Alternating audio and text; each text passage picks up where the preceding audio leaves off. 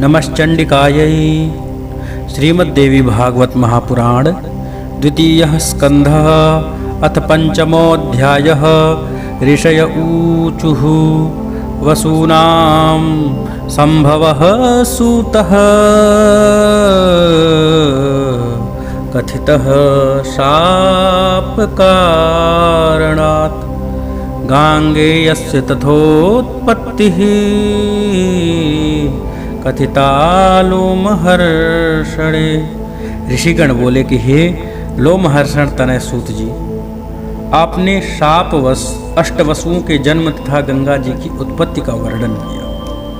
हे धर्मज्ञ, व्यास जी की सत्यवती नाम की साध्वी माता जो पवित्र गंध वाली थी, वे राजा शंतनु को पत्नी रूप से कैसे प्राप्त हुई, यह हमें विस्तार पूर्वक कहिए। महान धर्मनिष्ठ राजा शंतनु ने निषाद पुत्री के साथ विवाह क्यों किया? हे सुव्रत, यह बताकर आप हमारे संदेह का निवारण कीजिए। सूत जी बोले, महर्षि शंतनु सदा आखेटक करने में तत्पर रहते थे।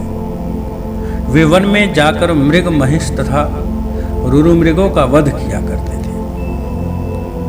राजा शंतनु केवल 4 वर्ष तक भीष्म के साथ उसी प्रकार सुख से रहे जिस प्रकार भगवान शंकर कार्तिकेय के साथ आनंद पूर्वक रहते थे।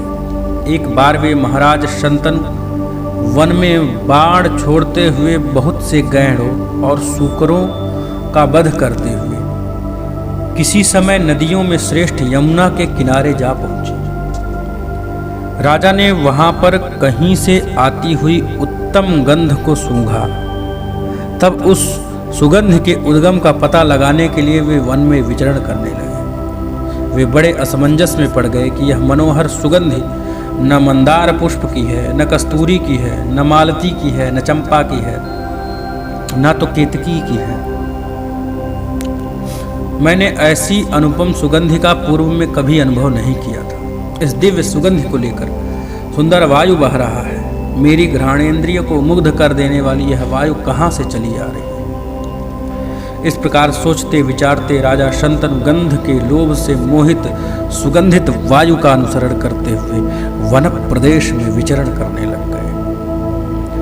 उन्होंने नदी के तट पर बैठी हुई एक दिव्य दर्शन वाली स्त्री को देखा जो मलिन वस्त्र धारण करने और श्रृंगार न करने पर भी मनोहारी दिख रही है। उस श्याम नयनों वाली स्त्री को देखकर राजा आश्चर्य में पड़ गए और उन्हें इस बात का विश्वास हो गया कि यह सुगंध इसी स्त्री के शरीर से आ रही है। उसका अद्भुत एवं अतिशय सुंदर रूप सब प्राणियों का मन स्वाभाविक रूप से अपनी ओर आकर्षित करने वाली सुगंध, उसकी अवस्था और उसका वैसा शुभ नव यौवन देखकर राजा शंतनु को महान विस्मय हुआ। यह कौन है? इस समय यह कहाँ से आई है? यह कोई देवांगना या मानवीय स्त्री है? यह कोई गंधर्व कन्या अथवा नाग कन्या है? मैं इस सुगंध युक्त कामिनी के विषय में कैसे जानकारी प्राप्त करूं? इस प्रकार विचार करके वे राजा जब कुछ निश्चय नहीं कर सके तब तत्क्षण गंगा जी का स्मरण करते हुए वे काम के वशीभूत हो गए और तट पर बैठी हुई उस सुंदरी से उन्होंने पूछा कि हे प्रिय, तुम कौन हो? तुम किसकी पुत्री हो? हे वरोरु, तुम इस निर्जन वन में क्यों बैठी हो? हे सुनैने, क्या तुम अकेली ही हो? तुम विवाहिता हो या कुमारी, यह बताओ। हे अराल नेत्रे, तुम जैसी मनोरमा स्त्री को देखकर मैं कामातुर हो गया। हे प्रिय, विस्तार पूर्वक मुझे यह बताओ कि तुम कौन हो और क्या करना चाहती हो। महाराज शंतनु के वचन सुनकर वह सुंदर दांतों वाली तथा कमल के समान नयनों वाली स्त्री मुस्कुराकर बोली, हे राजन, आप मुझे निषाद कन्या और पिता की आज्ञा में रहने वाली कन्या समझे।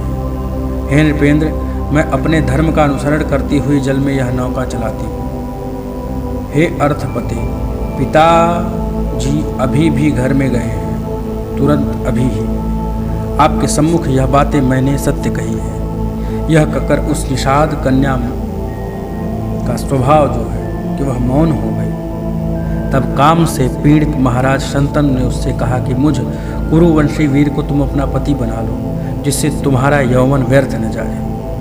मेरी कोई दूसरी पत्नी नहीं है, अतः हे मृगनयनी, तुम मेरी धर्म पत्नी बन जाओ। हे प्रिय, मैं सर्वदा के लिए तुम्हारा वशीवर्ती दास बन जाऊंगा।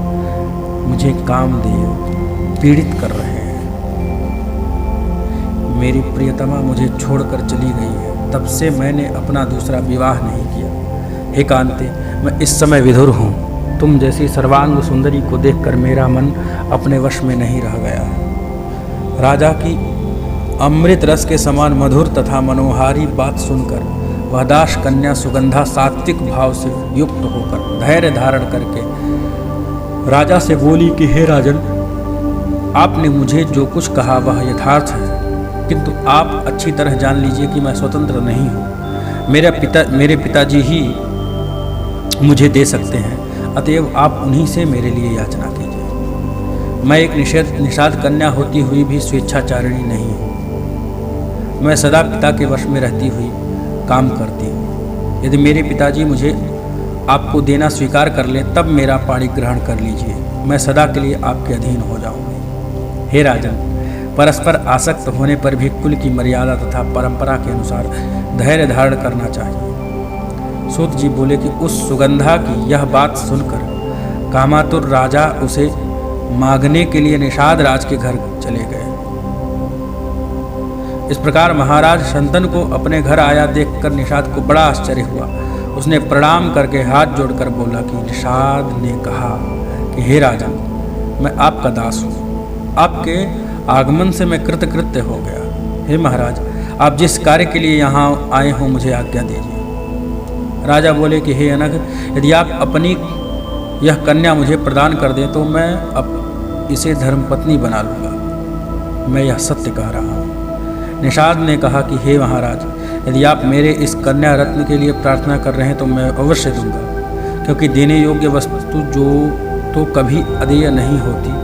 किंतु हे महाराज, आपके बाद इस कन्या का पुत्र ही राजा के रूप में अभिषिक्त होना चाहिए, आपका दूसरा पुत्र नहीं। सूत जी बोले कि निषाद की बात सुनकर राजा शंतनु चिंतित हो उठे। उस समय उनके मन में भीष्म का स्मरण करके राजा कुछ भी उत्तर न दे सके। तब कामातुर तथा चिंतित राजा राजमहल में चले गए। उन्होंने घर जागने पर न स्नान किया, न भोजन किया और न ही शयन किया। तब उन्हें चिंतित देखकर पुत्र देवव्रत राजा के पास जाकर उनकी इस चिंता का कारण पूछने लगे। हे नृपश्रेष्ठ, कौन सा ऐसा शत्रु है जिसको आप जीत न सके? मैं उसे आपके अधीन कर दूं। हे नृपोत्तम, आपकी क्या चिंता है, मुझे सही सही बताइए। हे राजन, भला उस उत्पन्न हुए पुत्र से क्या लाभ जो पैदा होकर भी अपने माता पिता को दुखी रखे अथवा उनका दुख न समझे और उनके दुख को दूर करने का प्रयास न करें। ऐसा कुपुत्र तो पूर्व जन्म के किसी ऋण को वापस लेने के लिए यहाँ आता है, इसमें किसी प्रकार का संदेह नहीं है। दशरथ के पुत्र रामचंद्र जी भी पिता की आज्ञा से राज्य त्याग कर लक्ष्मण और सीता के साथ वन में चले गए तथा चित्रकूट पर्वत पर निवास करने लग गए। इस प्रकार हे राजन, राजा हरिश्चंद्र का पुत्र जो रोहित नाम से प्रसिद्ध हुआ था, वह अपने पिता के इच्छानुसार वह बिकने के लिए तत्पर हो गया और खरीदा हुआ बालक ब्राह्मण के घर में सेवा कार्य करने लग गया। अजीगर्त ब्राह्मण का एक श्रेष्ठ पुत्र था जो शुनह सेप नाम से प्रसिद्ध हुआ। खरीद लिए जाने पर वह पिता के द्वारा यूप में बांध दिया गया, जिसे बाद में विश्वामित्र ने छुड़ाया। पूर्व काल में पिता की आज्ञा से ही परशुराम ने अपनी माता का सिर काट दिया, ऐसा लोक में प्रसिद्ध है। यह अनुचित कर्म को करके भी वह अपने पिता का महत्व बढ़ाया। हे पृथ्वीपते, यह मेरा शरीर आपका ही है। यद्यपि मैं समर्थ नहीं हूँ, फिर भी आप कहिए कि मैं आपकी क्या सेवा करूँ। मेरे रहते आपको किसी प्रकार की चिंता नहीं करनी है। मैं आपका असाध्य कार्य भी तत्काल पूरा कर दूंगा। हे राजन, आप बताइए कि आपको किस बात की चिंता है। मैं अभी धनुष लेकर उसका निवारण कर दूंगा। यदि मेरे इस शरीर से भी आपका कार्य सिद्ध हो सके तो मैं आपकी अभिलाषा पूर्ण करने को तत्पर हूँ। उस पुत्र को धिक्कार है जो समर्थ होकर भी अपने पिता की इच्छा को पूर्ण नहीं करता। जिस पुत्र के द्वारा पिता की चिंता दूर न हो, इस पुत्र का जन्म लेने का प्रयोजन ही क्या। सूत जी बोले कि अपने पुत्र गांगेय का वचन सुनकर महाराज शंतनु मन में लज्जित होते हुए उससे शीघ्र ही कहने लग गए। महाराज बोले कि हे पुत्र, मुझे यह महान चिंता है कि तुम मेरे इकलौते पुत्र हो। यद्यपि तुम बलवान, स्वाभिमानी, रणस्थल में पीठ न दिखाने वाले साहसी पुत्र हो, तथापि केवल एक पुत्र होने के कारण मुझ पिता का जीवन व्यर्थ है। क्योंकि यदि कहीं किसी समर में तुम्हें अमर गति प्राप्त हुई तो मैं असहाय होकर क्या कर सकूंगा। यही मुझे सबसे बड़ी चिंता है।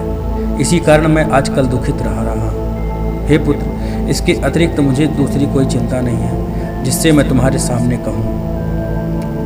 सूत जी बोले कि यह सुनकर गांगेय वृद्ध मंत्रियों से पूछा कि लज्जा से परिपूर्ण महाराज ने मुझे कुछ बता तो नहीं रहे हैं। महाराज, आप लोग राजा की भावना जानकर सही एवं निश्चित कारण मुझे बताइए, मैं प्रसन्नतापूर्वक उसे संपन्न करूंगा। यह सुनकर मंत्रीगण राजा के पास गए और सब कारण सही जानकर उन्होंने युवराज गांगेय को बताया। तब उनका अभिप्राय जानकर गांगेय विचार करने लग गए।